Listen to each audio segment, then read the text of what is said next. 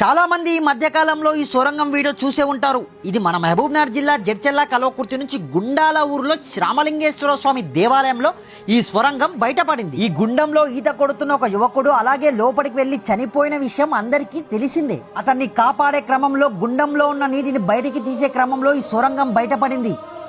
ఇక్కడ సొరంగం మెట్ల కింద సహజంగా ఏర్పడిన అమ్మవారి ప్రతిరూపాన్ని మనం చూడవచ్చు.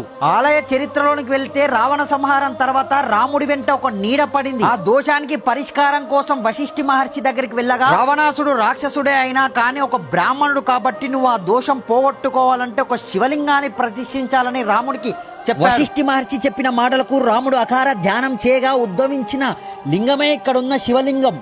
ఆ శివలింగానికి పూజ చేయడానికి నీళ్లు లేకపోవడంతో తన బాణంతో నేలపై కొట్టగా అది 7 గుండాలుగా ఏర్పడి కాశీ నుంచి ఇక్కడికి నీళ్లు వచ్చాయి.